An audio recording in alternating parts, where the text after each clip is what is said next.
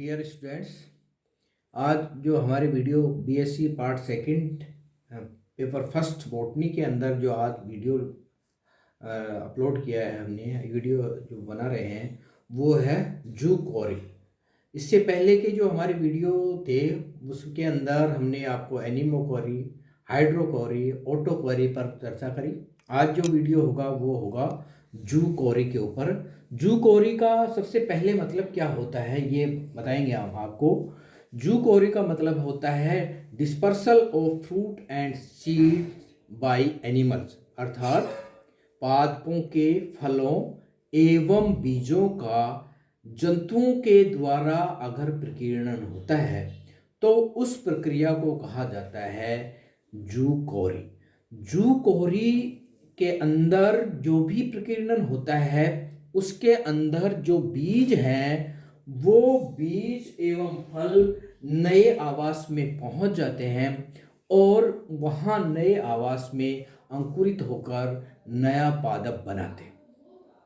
चूंकि हम ये जानते हैं कि जंतुओं और मनुष्य द्वारा फल एवं बीजों का प्रकीर्णन अधिक विश्वसनीय और इकोनॉमिकल होता है। क्यों?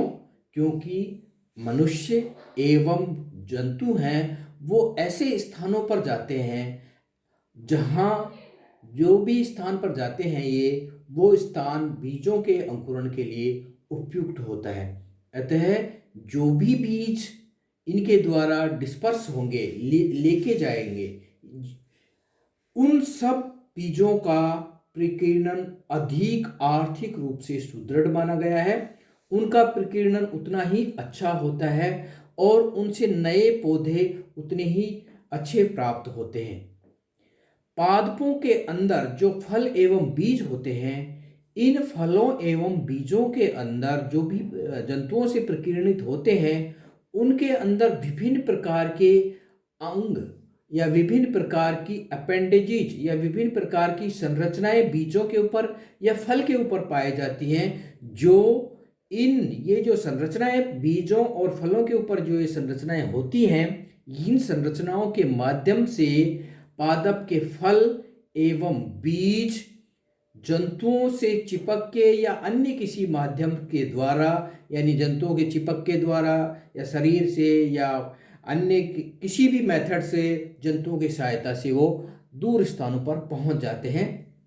तो पादपों के फल एवं बीजों के अंदर विभिन्न प्रकार की जो संरचनाएं पाई जाती हैं, इन संरचनाओं के आधार पर या जो जंतुओं के अंदर जो मैकेनिज्म, जंतुओं द्वारा जो मैकेनिज्म अपनाया जाता है डिस्पर्सल के द्वारा, उस मैकेनिज्म के आधार पर पादपों की जो संरचनाएं हैं वो 3 भागों में बांटी गई हैं। नंबर 1 अंकुशी फल एवं बीज, जिसको इंग्लिश में कहा हुक्ड फ्रूट्स एंड सीड।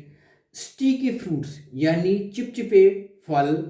और तीसरा है एडिबल फ्रूट यानी ऐसे बीज जो जंतुओं द्वारा खाने योग्य हों। उन सब बीजों के अंदर ये जो संरचनाएं पाई जाती है, इन संरचनाओं के माध्यम से फल और बीज जंतुओं के माध्यम से डिस्पर्स्ड होते हैं, प्रकीर्णित होते हैं।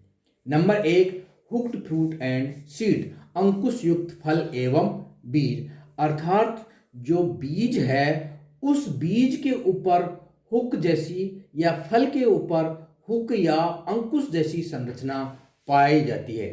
अनेक जातियों के बीजों में अंकुश, दृढ़ रोम यानी हार्ड हेयर्स या हुक जैसी या सूल या स्पाइन जैसी संरचनाएं पाई जाती है। इनके द्वारा इन संरचनाओं के माध्यम से, यानी जो ये संरचनाएं बीजों के ऊपर बनी हैं या फल के ऊपर ये जो हुक्स बने हैं, हार्ड हेयर्स बने हैं या जो स्पाइन्स बने हैं, इन स्पाइन की सहायता से फल एवं बीज जंतुओं की त्वचा, उनके फर, उनकी पूंछ या उनके शरीर के किसी अन्य भाग से चिपक जाते हैं। अथवा मनुष्य है, वो भी एक प्रकार का, एक तरह से जंतु ही है, मनुष्य के कपड़ों से ये इन अपेंडेजेज के माध्यम से चिपक जाते हैं और अनायास ही जंतु द्वारा बीज एवं फल अपने आप एक स्थान से दूसरे स्थान या नए आवास में पहुंच जाते हैं। जब ये जंतु अपने शरीर को खुजलाते हैं या किसी नए पेड़ या किसी पत्थर, चट्टान, दीवार से रगड़ते हैं तो ये बीज उनके शरीर से अलग होकर उस नए स्थान पर गिर जाते हैं और नए स्थान पर पहुंच जाते हैं।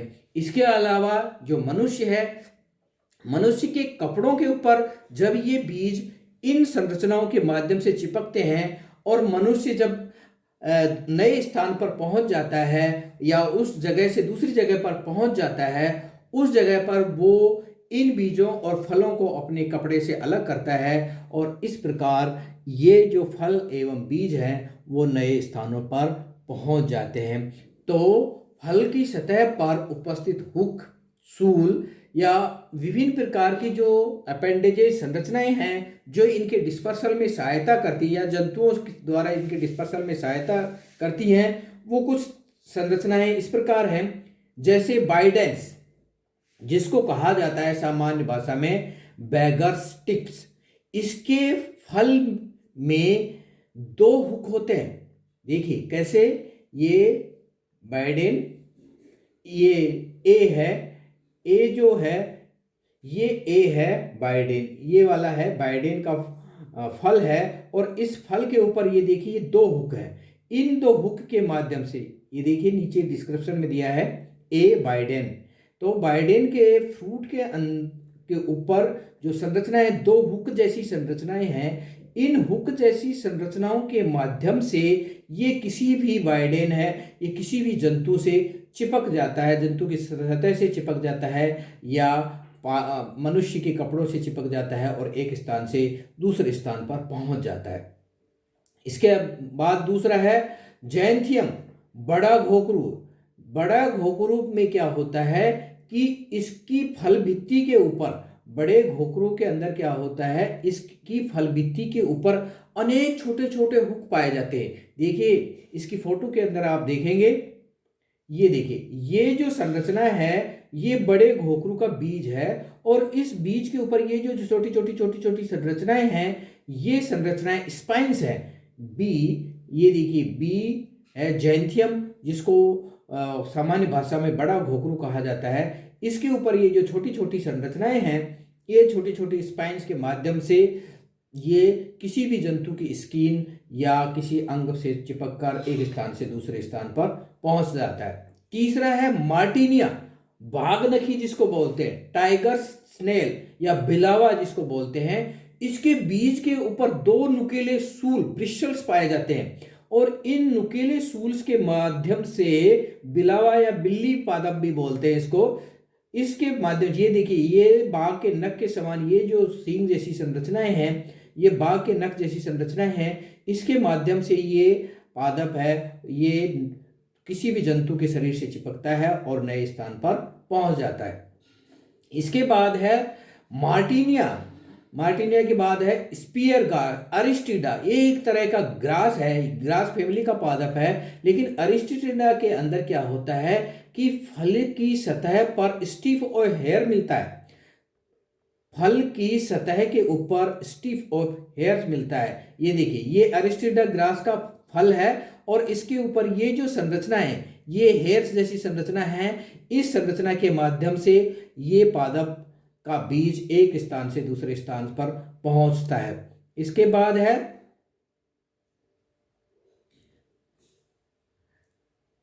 आंधी झाड़ा, लटजीरा, अकायरंथस। अकायरंथस में क्या होता है, सहपत्र या उल्टा कांटा भी जिसको बोलते हैं। इसके अंदर सहपत्र या परिदल नुकीले होते हैं, कांटे जैसी संरचना में बदल जाते हैं और वो किसी भी एनिमल्स या मानव के कपड़े से चिपक जाते हैं और बीज को प्रकीर्णन में सहायता करते हैं। इसके बाद पुपिलिया में हुक्स होते हैं। छोटे घोकरू ट्रिबुलस के अंदर भी इस तरह की संरचनाएं पाई जाती हैं। तो ये देखिए ये है अकायरंथस का बीज है, जिसके ऊपर ये इस तरह के जो इसके जो सहपत्र हैं वो नुकीली संरचनाओं में, कांटेदार संरचनाओं में बदल गए हैं। इसके बाद ये एफ है, एफ पिपीलिया के अंदर ये देखिए हेयर जैसी संरचना है।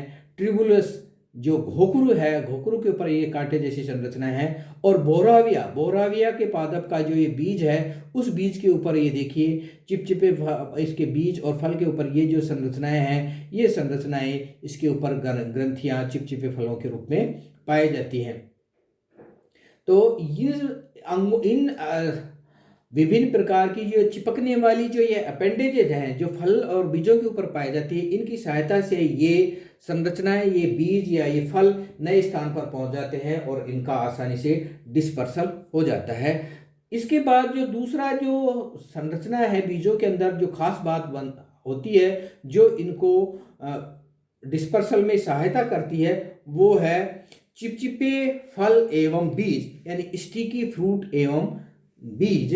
यानी पादपों के फल या बीज या तो चिपचिपे होते हैं, उनके ऊपर चिपचिपा रासायनिक पदार्थ होता है, या इनके बीजों के ऊपर रासायनिक चिपचिपा पदार्थ होता है, जिसकी सहायता से ये किसी भी एनिमल की स्किन, उसके किसी अंग, मानव के कपड़ों से चिपक जाता है और एक स्थान से दूसरे स्थान पर पहुंच जाता है। कईयों में तो ये म्यूसिलेज जैसा आवरण पाया जाता है चिपचिपे पदार्थ का। कईयों में चिपचिपे पदार्थ को स्रावित करने वाली ग्रंथियां होती है, जैसे बोराविया के अंदर हमने देखा है। बोराविया के अंदर हम देख सकते हैं कि बोराविया के अंदर ये देखिए, ये जो बोराविया है, इस बोराविया के अंदर ये जो संरचनाएं हैं, ये जो ग्रंथियां हैं, ग्लैंड्स दिखाई दे रही हैं, इन ग्लैंड्स की सहायता से चिपचिपा पदार्थ स्रावित होता है, जो इन बीजों को किसी भी जंतु से चिपकने में सहायता करता है।